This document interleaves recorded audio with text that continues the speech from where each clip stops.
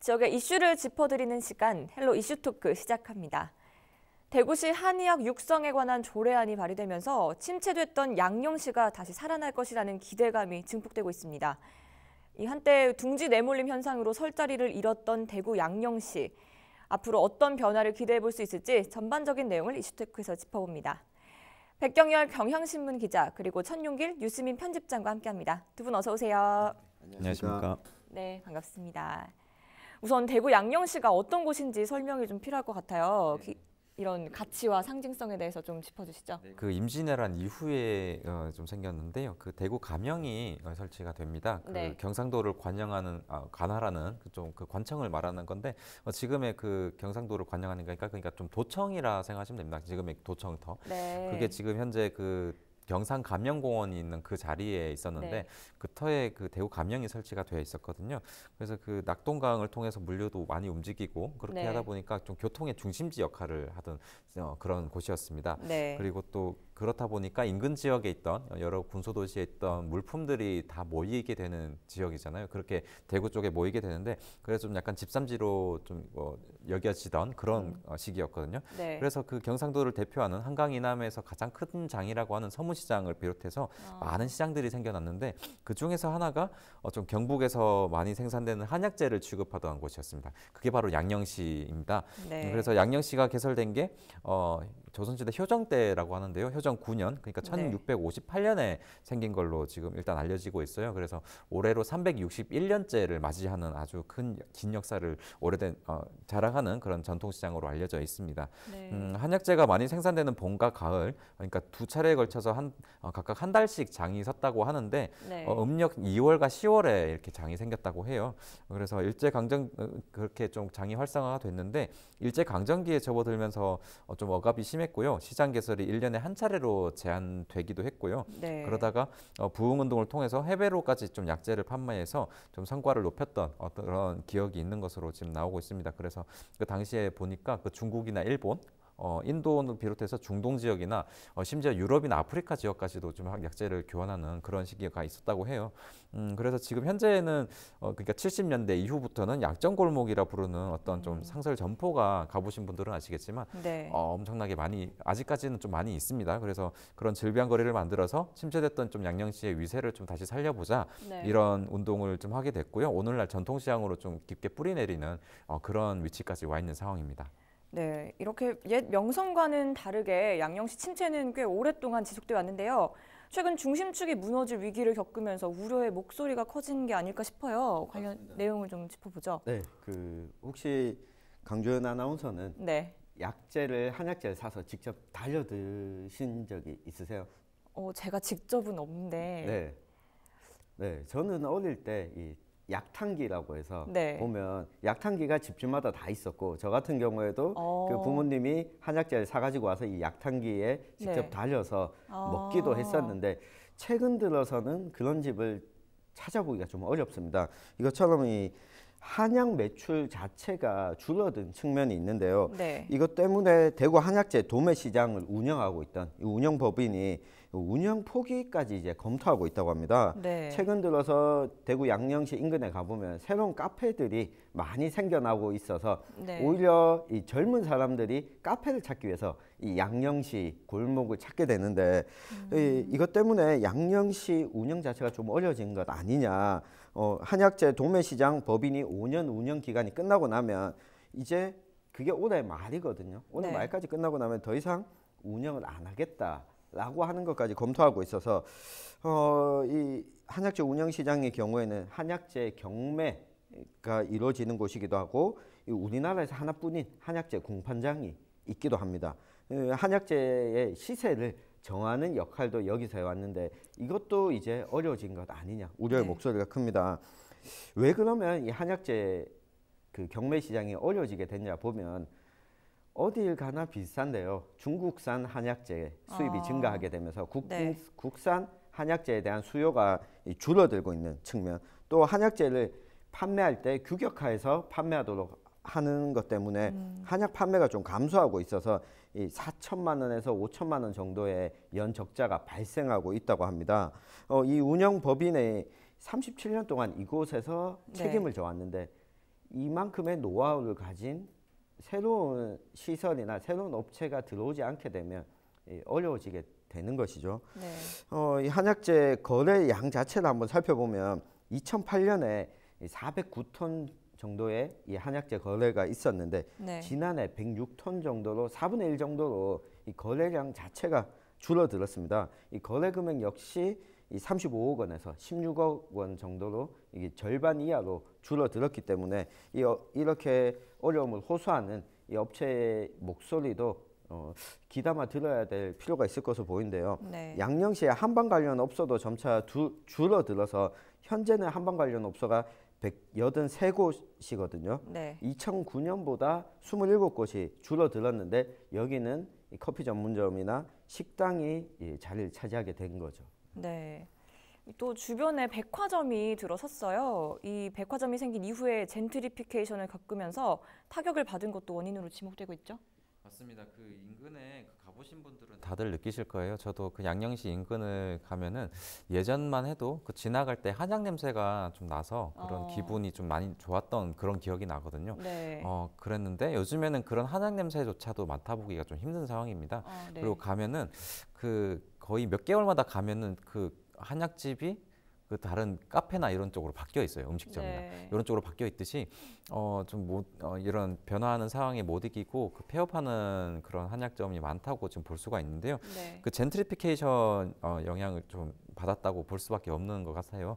그 대구의 좀 대표적인 이런 사례가 드러나는 곳이라고 볼 수가 있는데 네. 이게 개념이 이렇습니다. 그러니까 오래된 도심, 그러니까 좀 약간 침체돼 있던 도심 같은 경우에는 그 상대적으로 좀 지가가 낮고 그렇게 되다 보니까 이런 상가들의 점포도 낮고 그 기존의 원주민들 같은 경우에도 그런 상황에 적응해서 살고 있는데 인근에 이제 백화점이 들어서다 보니까 인근 좀 땅값을 좀 올리게 되는 그런 역할을 하게 됩니다. 네. 그러다 보니까 기존에 있던 원주민들이 그런 소득 수준으로는 좀 버티기 힘든 상황이 돼버리는 거예요. 임대료도 올라버리고 그렇게 되다 보니까 그 원주민들이 쫓겨나는 현상을 젠트리피케이션이라고 하는데 네. 대구에서 대표적으로 볼 수 있는 곳이 아마 그 양령시라고 볼 수가 있습니다. 네. 그래서 이렇게 되다 보니까 거주민들이 좀 점점 없어지고 그 자리를 새로운 이주민들이 채우게 되는 건데 그러면서 지금 앞서도 이제 그 커피 전문점과 식당들이 많이 차지하고 있다고 하는데 심지어 이제 맛집으로 소문나는 곳도 몇 곳이 생기다 보니까 네.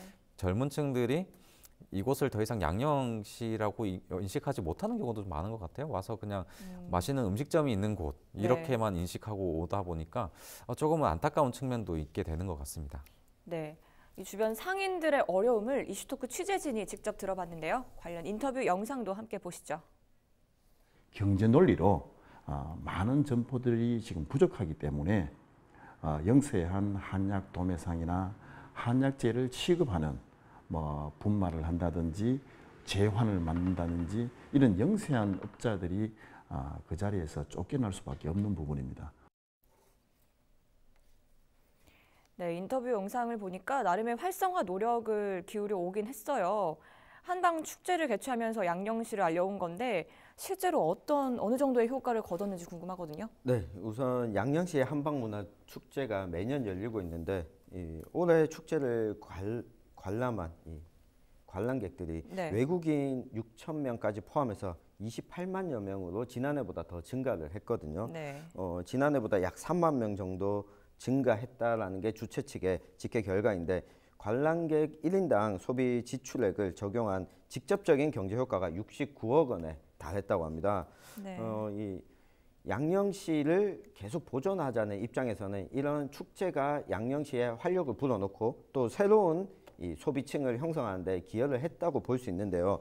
축제에 대한 전반적인 만족도 조사 결과도 7점 만점에 5.24점이 나와서 지난해보다 좀 큰 폭으로 점수가 올랐다고 합니다. 네. 그런데 이 개선할 점이 분명히 존재한데요. 앞서 이 백 기자가 이야기한 것처럼 백화점이 들어오게 되면서 교통 혼잡 문제가 이 양령시 축제에도 영향을 좀 미치고 있습니다. 네. 지난해보다 그 관람객은 늘었는데 그만큼 교통량도 증대하게 되는데 이 주차와 급수시설 같은 편의시설이 여전히 부족한 상태에 놓여져 있는 부분은 이 양령시 한방문화축제의 활성화 그리고 양령시의 활성화라는 측면에서 좀 내년에는 개선해야 되는 점으로 지금 꼽히고 있습니다. 네. 한편으로는 이 청년들의 유입을 통한 활성화 방안도 모색을 하고 있는데 이것도 좀 살펴볼까요? 그렇습니다. 그 앞서 그 청 기자가 얘기했듯이 그 지금 그 관람객 수는 관람객 자체는 그 네. 축제를 매년 축제를 하고 있는데 매년 늘고 있긴 해요. 네. 근데 이런 부분도 좀 수치에 좀 함정을 빠진다 이런 네. 지적을 좀 안 할 수가 없는데 관람객들이 늘었다. 이게 사실 그 인근을 지나가는 인구까지 다 포함해서 보는 개념입니다. 그러다 네. 보니까 이런 수치만으로 우리가 위안을 삼고 있는 거죠. 근데 네. 사실 그 내부를 드러나고 보면은 과연 이만큼 활성화가 되어 있냐 엄격하게 질문을 한다면 그렇다고 명확하게 대답을 못할 사람이 많을 겁니다. 네. 그렇고 일단 청년의 유입을 통한 활성화 방안 이 부분도 저희가 이 시간에 청년 점포를 통해서 많이 지적을 했던 부분인데요. 네. 일단 그 내용을 살펴보겠습니다. 중소벤처기업부가 좀 추진하는 복합 청년물 조성 사업에 대구시가 최종 선정됐다고 그래서 사업을 추진한다고 밝혔습니다. 얼마 전에. 네. 근데 이 사업 같은 경우에는 그 전통시장 및 상점과 활성화 지원 사업의 하나로 전통시장에 있는 어떤 남는 공간을 활용해서 활력을 높이고 예비 청년 상인의 일자리를 창출하겠다. 네. 물론 포부는 취지는 좋습니다. 2년간 네. 15억 원이 투입되는 사업인데요. 내년까지 이제 투입이 되는 상황입니다. 네. 그래서 이 사업 같은 경우에는 복합 청년몰이 한방의료 체험타운 안에 있는 그러니까 양령시 안에 있는 건물입니다. 여기에 네. 2층과 3층 그리고 7층 녹지 공간 이렇게 활용을 해서 들어서게 되는데요. 여기서는 이제 그 양령시의 특성을 살린 한방 식자재를 활용한 어떤 먹거리 그리고 네. 인근 근대 골목을 찾는 관광객들을 좀 끌어들여서 네. 관광 상품을 판매하겠다 그리고 체험 활동까지 제공을 하겠다 이렇게 해서 활성화를 꾀하겠다는 건데요. 입주 대상은 39세 이하 그러니까 만 39세 이하 청년들로 제한이 되고요. 네. 일단은 20개 점포가 조성될 예정입니다. 근데 그 젊은 층에 일단은 사업 자체를 놓고 봤을 때 이 청년들이 어떤 아이템을 가지고 일단 활성화를 할 수 있을지 좀 궁금하고요. 네. 그다음에 그 청년들이 과연 앞서도 이제 그 한약 소비 인구가 많이 줄었다고 했는데 네. 현대에 맞게 과연 어떤 아이템들을 내놓을 수 있을지 그게 또 흥미를 유발할 수 있을지 이 부분이 가장 관건인 것 같습니다. 네. 그리고 기존 음식점들이 또 많이 들어섰어요. 이 일대에 그런 음식점과의 또 어떤 차별을 하면서 그 한약을 좀 접목하겠다는 건데 이 부분에 대한 설득력도 어느 정도 확보할 수 있을지 좀 궁금해지는 부분이긴 합니다. 네, 이처럼 조성 계획이 알려짐에 따라 한방 의료 체험 타운 안에 양령시 업소들의 입주를 검토해달라는 건의가 나오기도 했다고요? 네, 이 양령시 보존위원회 측에서는 양령시의 명맥을 유지하기 위해서 행정가의 좀 협업이 필요하다. 지금 현재 중구 성내 이동 행정복지센터 인근에 한방의료 체험타운이 들어서는데 여기에 양령시의 입주 업소들이 입주할 수 있도록 해달라 이렇게 네. 대구시에 건의한 상태입니다. 그동안 양령시 내 임대료도 크게 올랐고 이 한방업소 상인들의 연령이 높아서 경영에 어려움을 겪고 있기 때문에 이 경영과 임대료라는 측면에서 이 행정이 좀 역할을 해달라 이렇게 적극적으로 요청을 하고 있는 상황입니다. 네, 이 나름의 자구책으로 상인들은 한방타운 내 입점을 염두에 두기도 했고 또 축제를 통해 활성화를 꾀하기는 했는데 결국에는 지자체의 체계적인 지원이 있으려면 조례안이 필요하다 이렇게 판단한 게 아니겠습니까? 그렇습니다. 지금 의원발로 나왔는데요. 의회 그 대구시 의회에 그 김대현 의원 등 8명의 의원이 공동 발의한 내용입니다. 네. 그 한의학을 육성 발전시키기 위한 대구시 한의학 육성에 관한 조례안을 발의한 건데요. 네. 사실 뭐 바람직한 방향입니다. 바람직한 방향인데 늦었어요. 이게 그 빨리 됐어야 됩니다. 2008년부터 네. 그 한의학 양령시가 침체를 길을 계속 걸어왔는데 네. 지금에서 이런 조례안이 나왔다는 건 좀 문제가 있다고 보여지고요. 네. 일단 조례안 내용 자체는 바람직한 내용이긴 합니다. 한의학 육성 계획을 좀 세우고 그 육성 계획에 뛰어드는 기관이나 단체에 어떤 필요한 경비를 예산으로 대구시 예산으로 지원할 수 있도록 해서 좀 경제 활성화를 꾀하겠다라는 부분이 있고요. 그다음에 한의학 기술 관련 지역 특산물이나 어떤 지역 생산 제품 등은 생산 전시나 또는 판매하는 기업에 대해서 대구시 공유재산관리조례에 따라서 대부분 어떤 대부료나 어떤 사용료를 면제하는 방안을 담고 있는데 이런 방안 자체는 괜찮습니다. 괜찮은데 말씀드렸듯이 좀 약간 시기가 늦은 게 아닌가 그런 아쉬움은 좀 남는 상황입니다. 네. 말씀해주신 조례안을 발의한 김대현 의원과의 인터뷰 영상도 준비되어 있습니다. 잠시 만나보고 싶죠?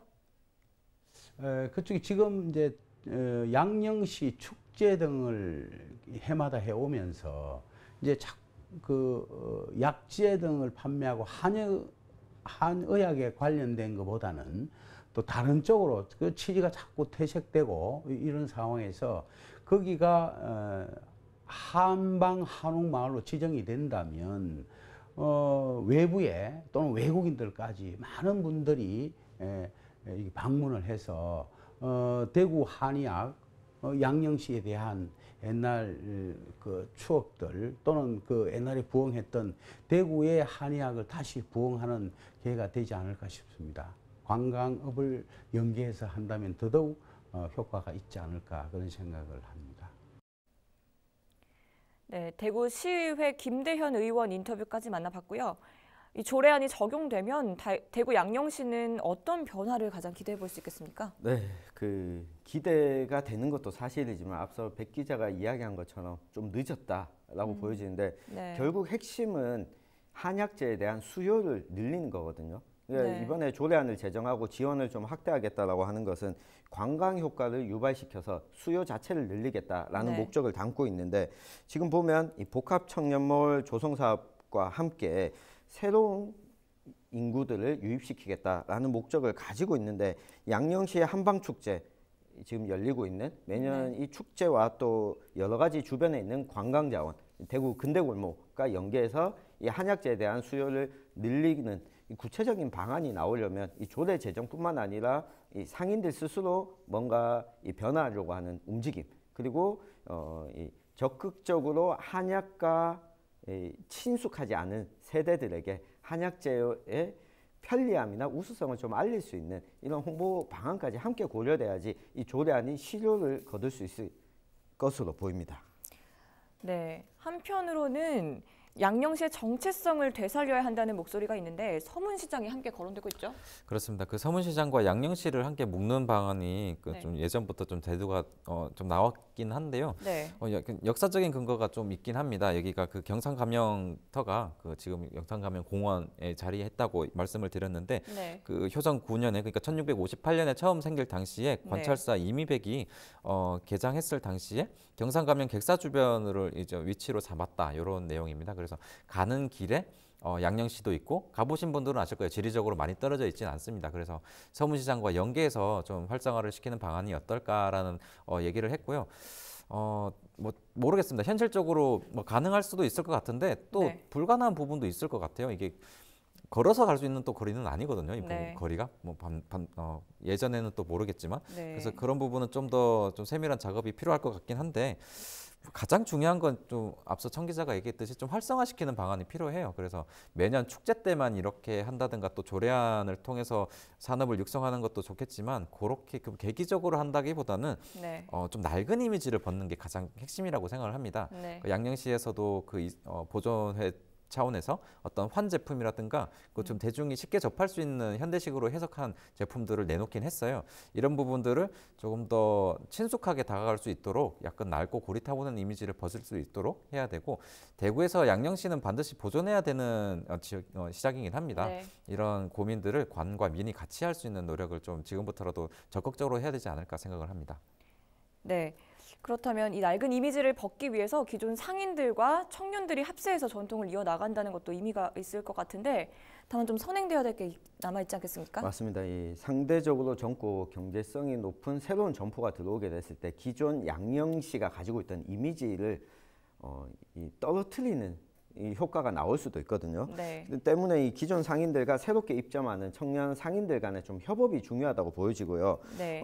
그리고 이 청년몰 조성 사업이 가지고 있는 지금 한계도 분명히 짚고 넘어갈 필요가 있습니다. 이 480여 개 점포 가운데 약 47%가 이미 폐업하거나 휴업한 것으로 나타났는데 지원을 받는 시기가 끝나고 나면 이 청년몰에서 더 이상 수익이 나지 않기 때문에 운영하지 않게 되는 거죠. 그렇다면 네. 이 양령시 점포가 줄어들지만 또다시 청년몰이 들어왔지만 여기도 휴업하거나 폐업하게 되면 양령시 자체가 사람이 찾지 않는 곳으로 바뀔 우려도 있거든요. 경영 악화라는 측면에서 보면 기존에 있던 업소들과 청년들이 청년몰을 개장할 때 뭔가 서로 이 아이템을 합쳐서 활성화시킬 수 있는 방안에 적극적으로 지원하는 정책, 요걸 좀 대구시나 이 업체들이 고려해봐야 될 것으로 보입니다. 네, 대구 양령시에 대한 이야기 오늘 여기까지 마무리하겠습니다. 함께해 주신 두 분 말씀 고맙습니다. 고맙습니다.